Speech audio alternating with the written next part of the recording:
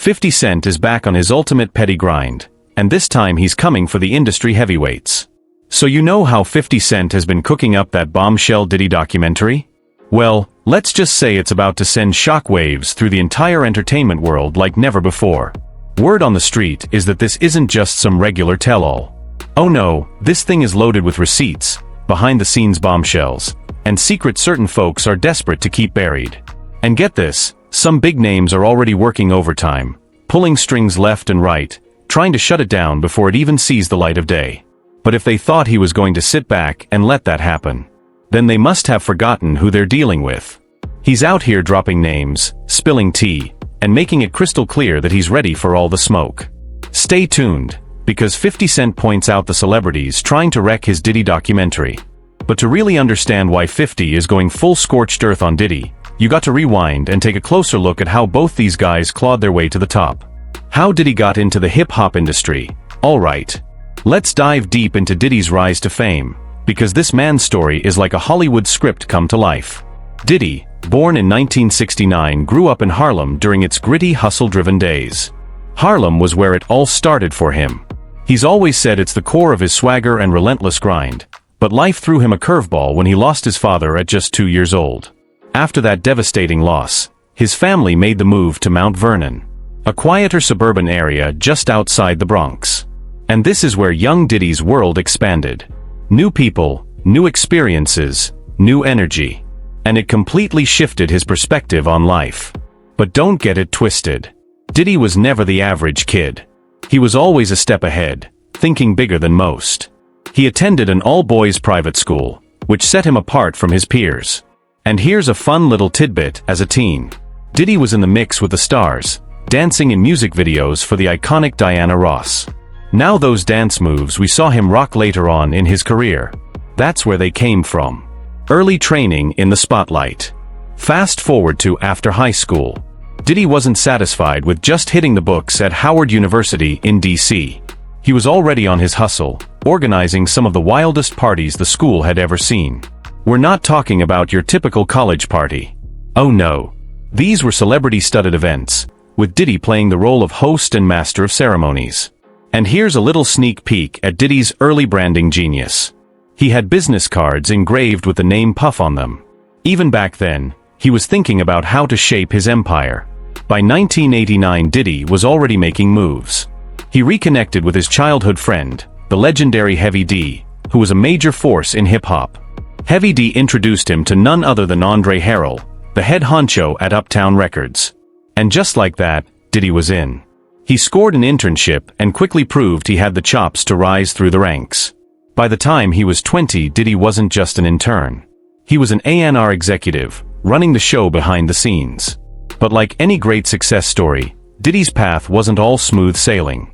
The real drama kicked in when Uptown's parent company tried to shut down Biggie's debut album, Ready to Die, claiming it was too raw and gritty for the mainstream. Now, Diddy being Diddy wasn't about to let that slide. He fought tooth and nail to get that album released, and in the process he ended up getting fired from Uptown. But honestly, that was a blessing in disguise. Instead of letting that setback define him, Diddy flipped it into the ultimate power move. In 1993 he launched Bad Boy Entertainment, and the rest is history. Diddy wasn't playing small. He signed some of the biggest names in hip-hop, including the Notorious Big, Craig Mack, Lil' Kim, and The Lox. By 1994 Bad Boy was the label in the game, and Biggie's Ready to Die became an instant classic. The label was absolutely on fire, producing hit after hit, and Diddy, who had always been hustling in the shadows, was now the king of the hip-hop world. By the time the early 2000s rolled around, Diddy had fully established himself as a mogul. He was dropping chart-topping hits, stacking up his fortune, and of course, flexing with the ultimate Hollywood accessory, Jennifer Lopez on his arm. When Diddy showed up at the Grammys, he wasn't just a music mogul anymore. He was a list celebrity material, rubbing elbows with the biggest names in Hollywood. He had officially crossed over into the mainstream and everyone knew who he was. But while Diddy was living the high life, popping bottles at glamorous parties and taking Hollywood by storm, there was a hungry up-and-coming 50 Cent grinding away in the streets. Now here's where things get interesting. Diddy was all about the glitz, the glamour and the VIP lifestyle. But 50? He was still out there, hustling for every opportunity, determined to make his name known, no matter the cost. And you better believe he wasn't going to let Diddy sit comfortably on that throne without putting up a fight. This stark contrast between their worlds. That's where the tension started to brew. Diddy's world was full of excess parties and flashing lights, while 50 Cent was in the trenches, battling for his place in the game. And trust, 50 wasn't about to let anyone forget it. How 50 Cent climbed the ladder to the top of the hip-hop world. Back in the late S, there was this guy slowly rising through the ranks in the hip-hop scene. None other than 50 Cent, straight out of Southside Jamaica, Queens. 50 wasn't some random dude you'd see hanging out on the block. Oh no. He was running the streets on the notorious Guy R. Brewer block like a true boss. He had the respect and fear of the people around him. But here's the catch. While he was on top of the street game, he had bigger plans. He wasn't about to let himself get stuck in that world forever. By 1996, 50 had a vision. He wasn't content with just ruling the streets. He set his sights on something much grander, turning his street hustle into a full-blown rap empire. That's when Jam Master Jay from Run DMC stepped in. Jay saw potential in him and took him under his wing. He mentored, showing him the ropes of the music industry, how to write hooks, how to structure a proper song, and how to deliver a hit. Soaked up everything like a sponge. By 1999, the groundwork was laid and was ready to take the rap world by storm. He signed a deal with Columbia Records and was all set to release his debut album, Power of the Dollar. But hold up. This is where the real drama unfolds. Feeling like the buzz around his album wasn't living up to expectations, 50 decided to stir the pot. In 1999 August, he dropped a track called How to Rob that sent shockwaves through the entire industry. And when I say he called out everybody, I mean everybody. This wasn't some light diss track. He went after the biggest names in the game, R&B legends Bobby Brown and Keith Sweat. Yeah, they were targets, but it didn't stop there. He went for DMX and Hold On to Your Seat. He even aimed his shots at Diddy, the opening line of the track, a crazy threat to kidnap Diddy's then girlfriend Kim Porter and demand ransom money. Just when you thought it couldn't get any wilder. Tossed in a jab about Diddy dancing his way to an ATM to pay for the ransom. It was bold, it was reckless, and it worked. The industry couldn't stop talking about him. People had opinions left and right. The buzz was real. But as the buzz hit its peak, things took a turn for the worse.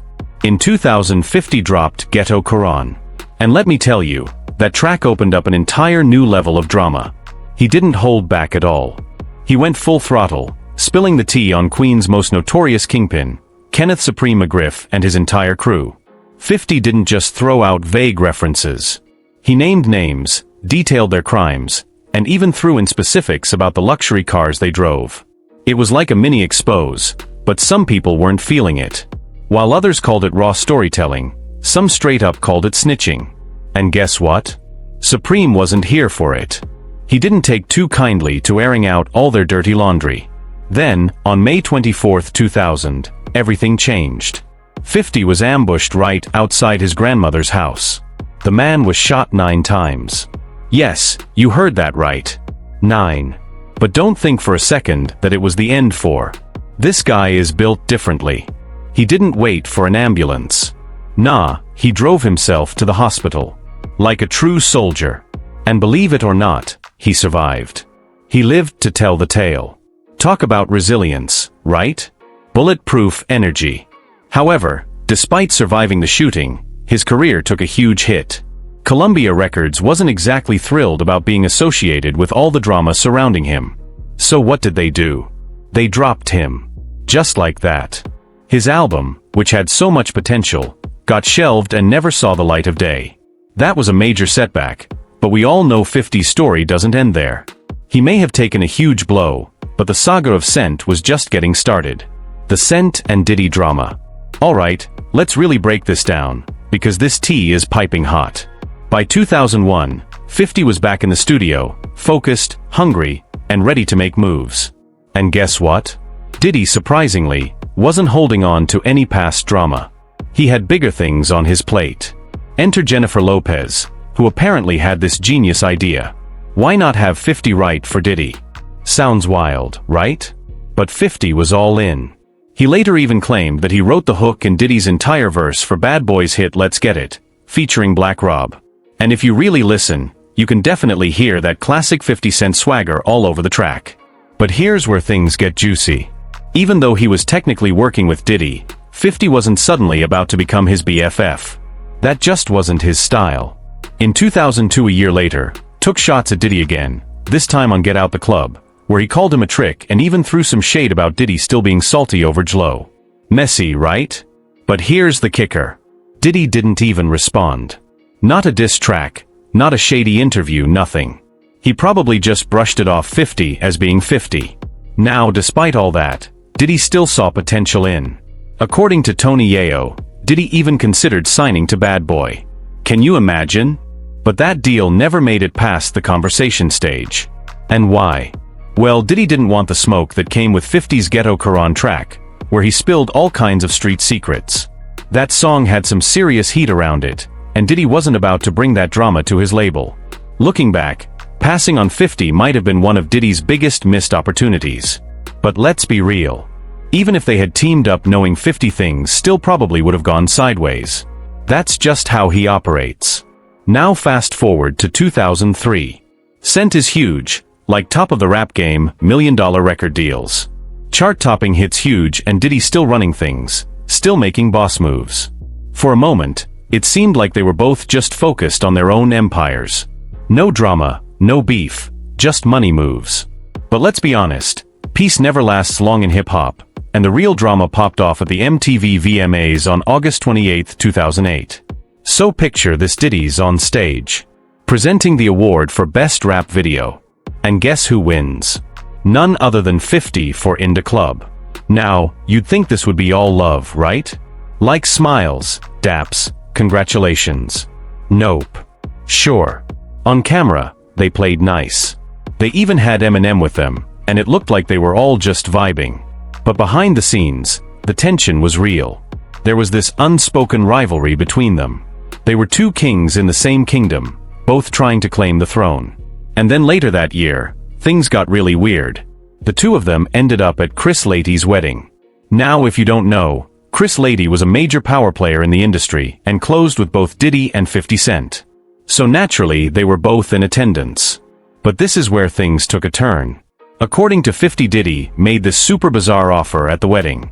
He straight up told 50 that he'd take him shopping, and not just, hey, let's go to the mall. No, Diddy apparently said he'd pay for everything. Now 50 Cent was thrown off. Like, what was Diddy's angle? Was this just Diddy being generous, or was he low-key trying to flex? Like, hey, let me buy you something, little bro.